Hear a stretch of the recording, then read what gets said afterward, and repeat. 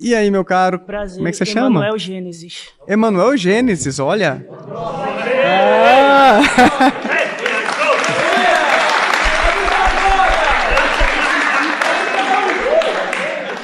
Daniel na Cova dos Leões, rapaz. Então, professor, entrando nesse tema da ressurreição, aproveitando o insight que o senhor deu das alucinações, eu acredito que se Jesus não tivesse ressuscitado, ele não teria cumprido a sua missão. E se fosse esse o propósito, não seria necessário ele morrer, porque ele não ressuscitaria. Só que foi necessário ele morrer para ressuscitar e cumprir sua missão. Trazendo as alucinações em grupo, eu quero ouvir do senhor como o senhor explica a alucinação de Tomé, sendo que ele era confesso que não acreditava que Jesus tinha ressuscitado. Muito interessante. Aí eu ia até trazer esse ponto para conversar com o Thales agora há pouco. Quando a gente parte de uma cosmovisão muito forte que a gente tem, tá tudo certo, tá? Não estou julgando você por isso. Ou seja, que Jesus de fato ressuscitou, o cristianismo é a verdade sobre tudo. Você toma as escrituras, as passagens, como verídicas, como inquestionáveis, talvez até inerrantes, dependendo da sua perspectiva teológica. E o que os historiadores ensinam sobre a Bíblia é que existe ali lastros de historicidade, ou seja, tem elementos ali que realmente batem em alguma medida com acontecimentos, mas não é tudo. O historiador Jonathan Matisse, por exemplo, ele levou alguns dados ao meu canal, quando a gente fez uma live a respeito disso, dizendo que, por exemplo, os evangelhos sinóticos, Mateus, Marcos e Lucas, têm entre 20% e 30% de historicidade, e o evangelho de João, que foi escrito na virada do século I para o século II, é o mais tardio, teria cerca de 10% apenas de historicidade. E o resto, Daniel, aqueles 70%, 80% ou 90% no caso de João, seriam mitos, seriam lendas, seriam contos que foram sendo inventados ou a partir de alguns elementos históricos foram sendo distorcidos e naquele telefone sem fio que a gente comentou mais cedo, chegaram décadas depois em pessoas como Paulo inicialmente, depois de uns 15 ou 20 anos da morte de Jesus, e depois de uns 40 anos nas pessoas que escreveram os evangelhos. Então, o trabalho dos historiadores é justamente separar o joio do trigo. E aí a gente tem que ter cuidado de achar que cada linha que está ali, o Tomé chegou e encostou no corpo de Jesus, retrata literalmente o que aconteceu lá atrás. Senão a gente vai ter que aceitar cada linha de coisas, eu acho que são bem implausíveis, que a gente encontra ali. Você acredita em tudo que está ali na Bíblia? De cabo a rabo?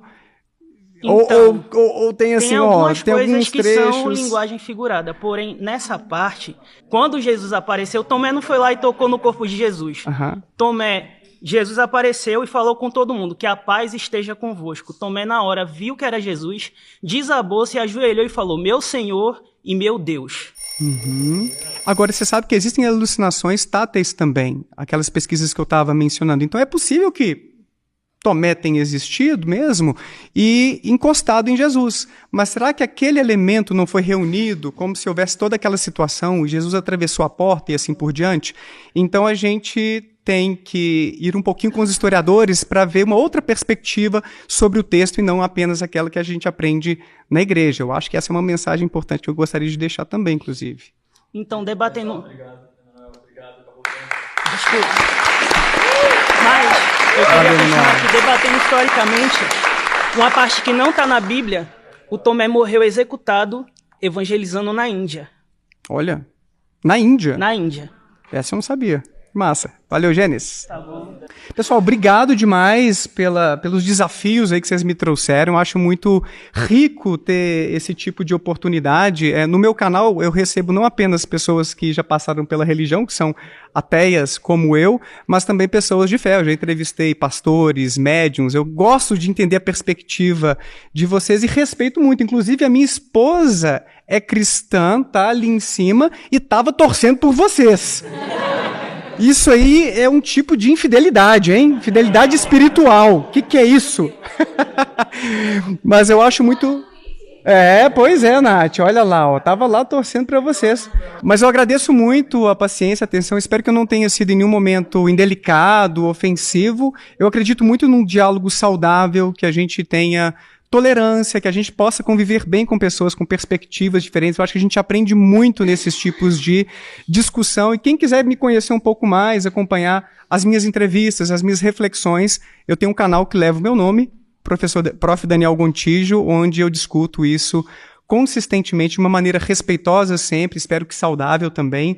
E tenho também o Instituto Ponto Azul, onde a gente tem uma formação em ciência e filosofia, com cursos sobre esses temas também, filosofia da religião, psicologia das seitas. O meu propósito não é, gente, eu acho importante deixar isso claro também, que as pessoas abram mão de sua fé. Eu sei, como alguns casos que apareceram aqui, que a espiritualidade pode fazer bem para muita gente, e isso é muito massa. Mas, quando existe um tipo de crença ou prática que acaba produzindo sofrimento nos outros, líderes abusivos, charlatões que aparecem por aí eu fico indignado e boto a boca no trombone ali.